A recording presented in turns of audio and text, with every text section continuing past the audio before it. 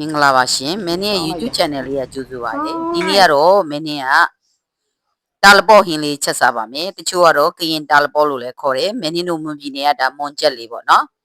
တာလပေါ့ဟင်းလေးပါကဲဒါလေးကတော့ပစွန်30သားလေးပါနော်မင်းဝယ်လာခဲ့ပါတယ်ပစွန်လေးကိုခေါင်းချိုးမိချိုးမယ်ပြီးတော့ဒါမြစ်ကရေကြော်ဈေးထဲမှာလာတဲ့ခရမ်းအသေးတွေက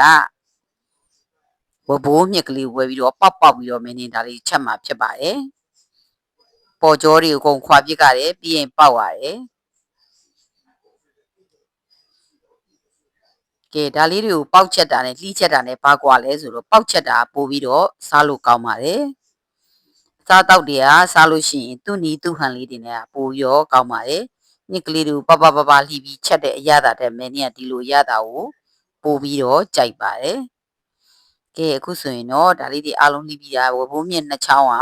3500ပို့ပေးရပါတယ်ကဲအများကြီးရပါတယ်နော်ကဲဒါလေးကတော့မင်းဝင်လာတဲ့ငပုတ်တင်လေးပါငပုတ်တင်2ကောင်9000ဘူးပါဒါလေးကိုအကျော်မှုတ်ကလေးနဲ့စားပြလေးချုံမှုတ်ကလေးနဲ့ငယ်ဆွန်းလေးထည့်ပြီးနေပြီးတော့ကြော်မှာဖြစ်ပါတယ်ကဲဒီညင်းသီးလေးကတော့ရေကြော်စီက1000မိုးဝယ်လာပါတယ်တခါတည်းဝယ်လာပြီးသားပါကဲဒါလေးကိုကြော်ဖို့အတွက်မင်းရဲ့ညီမသူ့ရဲ့လက်ရလေးပေါ့နော်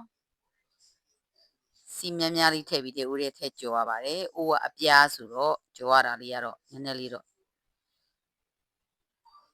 ဒီချာလေးလောက်ရပါတယ်။သူ့ကိုမီးအလေလက်လေးနဲ့ကြော်ပေးပါနော်။ကဲကြော်နေတုန်းချိန်မှာဒါလေးကတော့မင်းနဲ့တိုက်ရိုက်လိုက်တာပေါ့နော်။ကဲဟိုဘက်ဒီဘက်တစ်ဖက်လှမ်းမိမယ်။အဲ့ချိန်မှာမင်းနဲ့တစ်ဖက်မှာညှစ်အိုးကလည်းပြုတ်ထားပါတယ်နော်။ညှစ်အိုးပြုတ်ပြီးတော့ဘောဆူပြီးတော့မိနစ်20လောက်ကြာတဲ့အခါမှာရေတွေအကုန်တွန်းချလိုက်ပါတယ်။မီးကပြတ်သွားပါတယ်အင်ဗာတာနဲ့ဂျာလေးတစ်ခါပြန်ချက်ရတယ်တစ်ခါမီးပြန်လာတယ်ကဲဒါလေးကတော့ဆန်အစိမ့်မှုတ်လေးပါနော်ညင်းသီးရဲ့ပင်စိမ်းရဲ့ငူသီးစိမ်းရဲ့တကယ်တော့ဆန်ကိုလှော်ပြီးတော့ထောင်းချက်ရတာပါမင်းင်းတို့ကတော့ဒါအလွယ်တကူလေးချက်လိုက်ပါတယ်ဆန်ကိုအပြင်မှာမှွေလိုက်ပါတယ်ကဲခုဆိုရင်ငါးကြော်လေးကလည်းချက်ပါပြီဒီလိုမုံနှစ်လေးနဲ့ကတ်ကြော်တာအရန်စားကောင်းပါတယ်ငါမကြိုက်တဲ့လူတွေအောင်အရန်ကြိုက်သွားပါမယ်ကဲအခုဆိုရင်တော့နောက်ထပ်တူဘောဆူအောင်ကဲဒါမိနစ်20လောက်ရှိသွားပြီဆိုတော့မင်းတို့ကအစာပလာလေးတွေထပ်ထည့်ပါမယ်ပဇွန်လေးထည့်မယ်တမဲချင်းထည့်ပါမယ်ဒညင်းသီးပြုတ်ကလေးပပလီးထားတာထည့်မယ်ဒညင်းသီးလေးကစီးပိုင်းနေရပဲ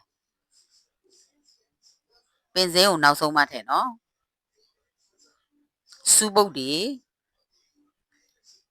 ရုံးပရိသီးတွေကြိုက်တဲ့လူဆိုရင်ဒါလေးတွေထပ်ပြီးတော့ထပ်ထည့်လို့ရပါတယ်မင်းတို့ကတော့ရိုးရှင်းလေးပဲထည့်လိုက်ပါတယ်အပြိုင်လေးတွေကထည့်မယ်ဆိုရင်ဟင်းအိုးမကြက်ခင်ထည့်ပါနော်ဟင်းအိုးကြက်ကနေမှထည့်ရင်နံတတ်ပါတယ်အချိုမုတ်လေးအနှဲငယ်ထည့်ပါမယ်ကိုကြိုက်နေတတ်တဲ့အမုတ်ကိုထည့်သုံးလို့ရပါတယ်ပြီးရင်ဒါလေးကိုခက်ကြလေးနည်းနည်းလေးမိနစ်20လောက်ထပ်ထည့်ထားပါအောင်မယ်ကဲဖွားဖွားကြီးကတော့မြည်နေပါပြီကောင်းတယ်ဆိုတာပဲငါးကြော်လေးမြည်ပါတယ်ဒါဖွားဖွားကြီးလက်ရပါငကျင်းနဲ့ကမွန်ရနဲ့ချက်ထားတာခရမ်းသီး2ပါငံလားမိတယ်မငံဘူးကောင်းခါဗျကဲခုဆိုရင်ဘိုးဆူလာပါပြီညစ်စိမ့်နဲ့လည်းပျောက်သွားပါပြီဘောလုံးချက်နဲ့ရဲ့ဘောငံလေးမြည်တာတော့ပဲတဲ့စပုတ်ကဘောလုံးချက်နဲ့ကဲပြီးတော့ငရုတ်သီးစိမ့်လေးတွေကိုပင်အပ်သီးလေးထည့်နော်မွေးလဲမွေးတယ်ဆက်လဲဆက်တယ်ပင်အပ်သီးလေးထည့်မယ်အာလူကျော်လည်းမှာပြီးပဲကျော်ရတယ်စံစိမ့်မှုလည်းထည့်ပြီးသွားပါပြီကိုလည်းချက်ပြီးဆိုတော့ပင်စိမ့်လေးကိုမင်းတို့နောက်ဆုံးမှများလေးခတ်လိုက်ပါတယ်စူးပုတ်ကြိုက်တဲ့လူဆိုစူးပုတ်လေးများလေးထက်ခတ်နော်မွေးနေတာပဲပေါ့နော်ကဲခုဆိုရင်မင်းတို့ဘိုက်တော်လေးကိုစားနေပါပြီလို့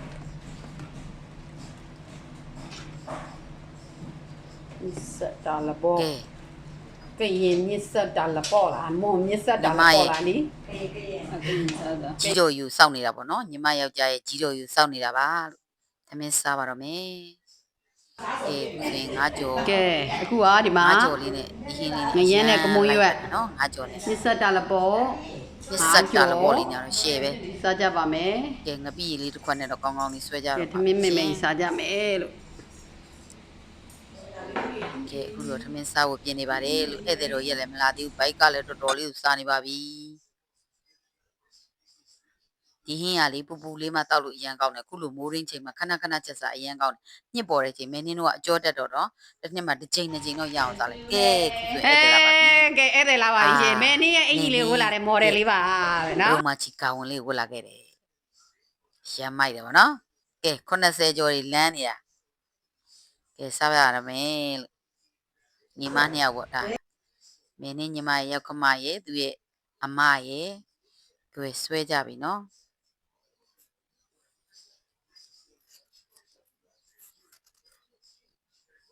ညလေးကိုတောက်လိုက်သမင်းနဲ့စားလိုက်ငပိနဲ့နယ်လိုက်ငါးကြော်လေးနဲ့စားလိုက်ညီမကလည်းငါးကြော်လေးကိုမကြီးချင်ရင်လေးလောက်ထားတယ်မကြီးချင်ရင်လေးနဲ့တို့စားအာရမ်းမိုက်နေဒီလေးတော်တော်ထမင်းမိန်တာမင်းနေနှစ်ပကံဆွဲပလိုက်တယ်မင်းနေကဲမင်းနေကတပရိတ်ထဲစားမှာမဟုတ်လို့သူများတွေစားတာလေးကိုပဲအရင်ရိုက်ပြလိုက်ပါတယ်လို့ကောင်းလိုက်တာအရန်ပဲတိုးစရာကြီးလည်းမျက်နှာငယ်နေတယ်မြစ်ဆက်နဲ့တင်မင်းနေတို့တော်တော်ကြီးကိုမိန်နေတယ်တကယ်တမ်းကျတော့ကုံမုံရက်နဲ့ငားနဲ့လေချက်ထားတာကိုစားမယ်လို့မင်းနေရည်ရွယ်ထားပေမဲ့လေ ဘာသာတော်နေလို့ ဒါပေမဲ့မင်းနေကမြစ်ဆက်တာလည်းပေါ့အရန်ကောင်းတော့တမင်းနဲ့ပဲစားလိုက်ပါပြီ စီစဉ်ကြအောင် ကျေးဇူးပါ